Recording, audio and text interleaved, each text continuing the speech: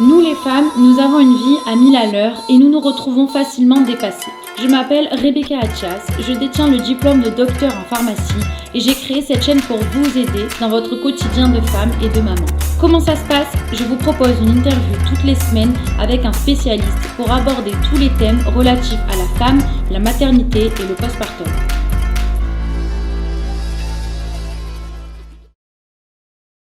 Le harcèlement scolaire. Bonjour à toutes et à tous, j'espère que vous allez bien. Je suis heureuse de vous retrouver dans cette émission Les interviews de Rebecca. Aujourd'hui, je reçois Maître Anaïs Paoloni, avocat au barreau de Marseille. Alors Anaïs était déjà venue une première fois pour parler du droit des mineurs et aujourd'hui, on va parler d'un sujet qui est très sensible et d'actualité, c'est le harcèlement. Bonjour Anaïs. Bonjour Rebecca. Merci encore d'accepter de participer à cette émission. Merci de me recevoir. Alors, qu'est-ce que le harcèlement? Quand est-ce qu'on parle de harcèlement, s'il te plaît? Alors, on parle de harcèlement lorsque un élève ou un groupe d'élèves font subir à un de leurs camarades des comportements agressifs. Alors, il y a une définition qui est donnée par la loi du 26 juillet 2019 qui est très précise et qui élargit d'ailleurs le champ du harcèlement, qui n'est pas que scolaire, qui peut être également universitaire. Mais de manière générale, les comportements agressifs, ça peut être des insultes, des surnoms dévalorisants, un rejet du groupe, des humiliations. Voilà, c'est toute forme comme ça d'agression envers un des camarades. En fait. Merci. Qu'est-ce que le cyberharcèlement, s'il te plaît? Alors, c'est vraiment un sujet d'actualité, effectivement. Le cyberharcèlement, c'est la même chose. C'est du harcèlement, sauf que ça s'opère également via les réseaux sociaux. Et donc, du coup, on sort un peu du cadre uniquement scolaire ou universitaire, puisque ça intervient également à la maison. Et voilà, puisque c'est via les réseaux sociaux et via les plateformes numériques. Donc, voilà. Est-ce qu'il existe d'autres formes d'agression? Alors oui, il y a également tout ce qui est violence physique. Ça peut aller de la simple bousculade aux coups qui peuvent être portés. Il y a également les vols et, plus grave encore, la provocation au suicide.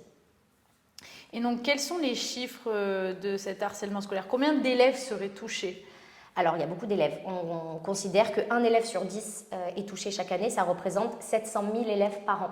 C'est énorme. Donc voilà, c'est conséquent. Oui. Et quelles sont les classes les plus touchées? Est-ce que tu peux nous donner un pourcentage pour qu'on ait un ordre d'idée? On aurait tendance à penser que c'est les collégiens qui sont le plus touchés. Oui. Non. On comptabilise, alors c'est un rapport parlementaire qui a été fait sur le sujet, 12% des élèves de primaire, 5,6% des collégiens et 4,1% des lycéens. Ah oui. Donc c'est vraiment les… en classe de primaire. Exactement, qui sont le plus touchés. Oui. Quelle est la politique de lutte mise en place par le gouvernement et les institutions, s'il te plaît? Alors, il y a deux choses qui ont été mises en place, deux cadres, on va dire. D'abord, il y a le point de vue administratif et véritablement scolaire où le gouvernement a tenté de vraiment former le personnel enseignant, l'ensemble en tout cas des personnels d'animation, des médecins, des infirmiers, des personnels enseignants qui vont être formés sur le sujet. Il y a des protocoles qui sont sortis, il y a des programmes d'action qui ont été mis en place pour pouvoir détecter les comportements, détecter que ce soit l'élève victime ou l'auteur de l'agression, pouvoir mettre en place des systèmes de sensibilisation. Donc il y a vraiment cette logique-là en gros de sensibiliser et d'éviter que ça se produise. Une fois que ça s'est produit, le chef d'établissement peut mettre en place des sanctions disciplinaires, donc ça peut aller du simple blâme jusqu'à l'exclusion définitive. Ça, c'est une première chose. Il y a aussi le code de procédure pénale qui oblige le chef d'établissement à signaler les faits relativement graves au procureur de la République. Donc, ça permet de lancer une action judiciaire. Et également, alors ça c'est plus récent, c'est Gabriel Attal aussi qui l'a mis en place, il y a un décret qui a été publié depuis le 17 août 2023 et qui permet en fait de transférer l'élève agresseur dans un autre établissement. Donc c'est applicable en tout cas depuis la rentrée 2023, donc c'est désormais applicable. Initialement, comme il y avait vraiment un flou juridique, c'était l'élève qui était victime qui devait changer d'établissement. C'était plus dur pour lui finalement. C'était plus dur pour lui ou pas. Ça peut être un choix aussi des parents de vouloir vraiment le changer de cadre scolaire. C'est toujours possible. Mais en tout cas, on peut aussi demander au chef d'établissement à ce que ce soit l'élève agresseur qui change d'établissement. Et d'un point de vue judiciaire, comment ça se passe? Alors, depuis la loi du 2 mars 2022, le harcèlement scolaire, il est vraiment considéré comme un délit pénal. Ça veut dire qu'il est pénalement répréhensible et donc l'auteur, l'élève reconnu coupable en tout cas de harcèlement, peut être puni jusqu'à 10 ans d'emprisonnement et jusqu'à 150 000 € d'amende, évidemment dans les cas les plus graves. Voilà. Il y a la loi également qui renforce les obligations des plateformes numériques. Là, ça concerne vraiment le cyberharcèlement. Et donc, qui impose des nouvelles obligations à tous les réseaux sociaux, type TikTok, Instagram, Snapchat, et qui, par exemple, peut refuser l'inscription des élèves de moins de 15 ans. Elle peut également permettre aux parents de solliciter la suspension du compte de leur enfant du coup de moins de 15 ans.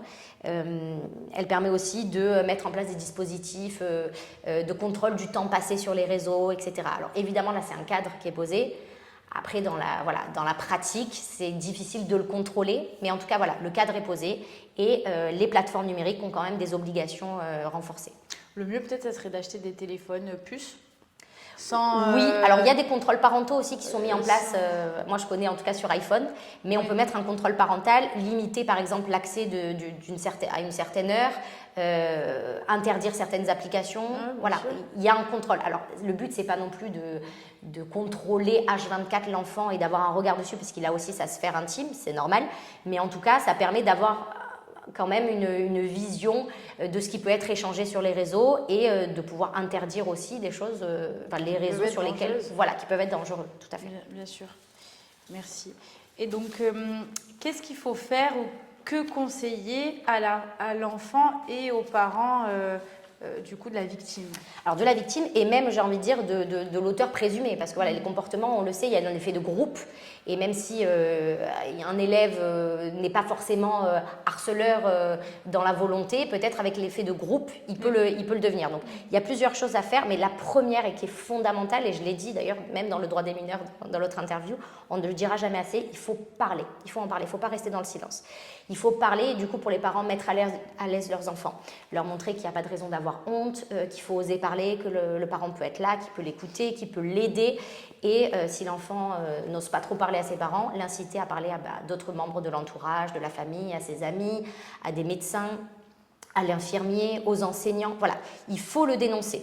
Il ne faut pas rester dans le silence parce qu'après on se ronge et c'est comme ça aussi que l'enfant se sent démuni et qu'il a l'impression de ne plus pouvoir faire appel à personne et que les drames arrivent malheureusement. Donc il faut en parler, ça c'est la première chose. Il y a des numéros d'appel d'urgence, d'écoute et de prise en charge qui ont été mis en place par le gouvernement. On mettra les numéros j'imagine, Rebecca, oui. Voilà. Il y a le 30-20 pour le harcèlement scolaire et le 30-18 pour le cyberharcèlement. C'est des personnes qui sont spécialisées, qui peuvent être à l'écoute des enfants. Ça c'est très important. Contre le cyberharcèlement aussi, on peut conseiller d'autres choses, que ce soit à l'enfant ou aux parents. Donc aux parents, d'essayer de contrôler à minima ou de mettre un cadre sur les réseaux sociaux et à l'enfant mineur, vraiment de contrôler toutes ces publications, de savoir avec qui être ami ou pas, de pouvoir contrôler qui peut regarder ces publications, qui peut liker, qui peut commenter. On conseille également de mettre un minimum de choses sur sa description. De ne pas donner son adresse par exemple, voilà, de ne pas dire trop de choses, de ne pas publier trop de choses et ça concerne plutôt l'élève qui pourrait éventuellement harceler, c'est de toujours dire à ses enfants de contrôler en fait les informations qu'ils peuvent diffuser. Et s'il s'agit d'informations qui sont confidentielles parce qu'elles concernent des choses personnelles d'autres enfants, mais ne pas le publier en fait, parce que ça peut être pénalement répréhensible. Donc voilà, quand c'est des choses, il faut dire simplement quand c'est des choses qui ne te concernent pas et qui concernent quelqu'un d'autre et qui en plus peuvent être personnelles, je pense par exemple au revenge porn, on ne le publie pas parce que tu te mets en danger aussi et tu commets un délit. Voilà, donc ça, à pas le faire. Et ensuite, concernant toujours le cyberharcèlement, il y a une plateforme du gouvernement qui a été mise en place et qui est très bien faite. On publiera le lien, voilà, et qui permet de dénoncer les faits de cyberharcèlement, d'expliquer quelle est la publication, de quel réseau elle est sortie, etc. Et c'est très bien fait. Donc j'invite les personnes qui peuvent être victimes de cyberharcèlement à vraiment aller sur cette plateforme, c'est bien fait. Donc ça, c'est la première chose, c'est d'en parler, de s'exprimer, d'alerter, voilà. Ensuite, la deuxième chose, c'est de le signaler à la direction de l'établissement, que ce soit donc, au chef d'établissement, mais également à tout le personnel enseignant. C'est très important. Et là, des formations professionnelles obligent. Vous le dénoncez oralement, c'est bien. On va voir le directeur, on essaye d'en parler. C'est toujours bien de discuter. Mais par contre, on envoie un courrier. Il faut tracer. Oui. En fait, c'est ça. C'est que on ne le souhaite pas, évidemment, d'arriver au drame, mais si un jour il y en a besoin, et je parle du coup au point de vue judiciaire, ça constituera des preuves d'alerte qui ont été lancées. Parce que malheureusement, voilà, les oraux, voilà, tout ce qui est la parole orale, ça ne reste pas, alors que les écrits, oui. Donc il faut alerter par écrit les chefs d'établissement, les enseignants. Il n'y a pas que le chef d'établissement, hein, vraiment, il y a toute la communauté enseignante, voire les chefs d'académie et du rectorat. Voilà, vraiment d'alerter tout le monde. Ça, c'est la deuxième chose. Ensuite, on peut conseiller aussi d'alerter tout ce qui est la gendarmerie et la police. Soit déposer une simple main courante, soit déposer une plainte. Ça constituera également des éléments de preuve au besoin. Voilà. Et ça permet aussi de se prémunir d'une nouvelle agression. S'il y a une plainte, potentiellement l'élève harceleur sera convoqué. Ça peut dissuader après pour d'autres comportements. Donc c'est toujours bien. Et puis ensuite, évidemment, prendre contact avec un avocat. L'avocat saura vous conseiller au mieux, voir quelle est la situation et engager les procédures adéquates, que ce soit introduire une procédure pénale, donc saisir le procureur, demander des dommages et intérêts dans le cas de la procédure pénale aussi, selon le préjudice qui est subi.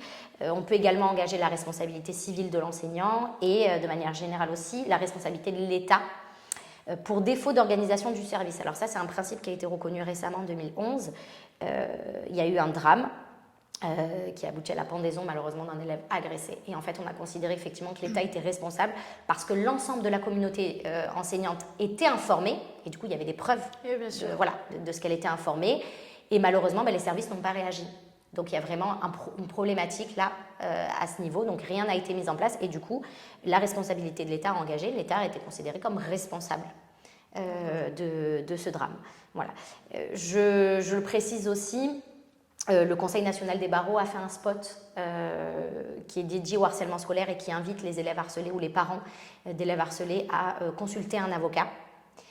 Et le barreau de Marseille aussi a mis en place, alors on est au début, mais ça va être mis en place, d'inviter des avocats à se rendre dans des établissements scolaires pour sensibiliser les élèves au cas de harcèlement. Voilà, c'est en train d'être mis en place. J'imagine que d'autres barreaux le font aussi, mais voilà. Merci beaucoup Anaïs, c'était très clair. Je suis sûre que ça va aider un bon nombre de personnes à vraiment à aborder les points essentiels de l'harcèlement. On va se revoir prochainement pour parler de l'inceste. Malheureusement, un fléau aujourd'hui et donc un sujet très sensible et d'actualité. Je te laisse présenter. Tu as, avec ton associé, vous avez créé une application qui s'appelle Mon Avoc. Tout à fait. Est-ce que tu peux l'expliquer rapidement à nos auditrices et à nos auditeurs? Alors, Mon Avoc, c'est un peu calqué sur le système de Doctolib. En fait, c'est une plateforme de mise en relation entre les justiciables et les avocats. Quand on cherche un avocat selon un domaine d'expertise, en fait, on peut trouver un avocat dans la localisation qui convient, selon la prise ou pas en charge de l'aide juridictionnelle. Et ça permet vraiment de mettre en relation l'avocat et le justiciable et de prendre rendez-vous avec un avocat.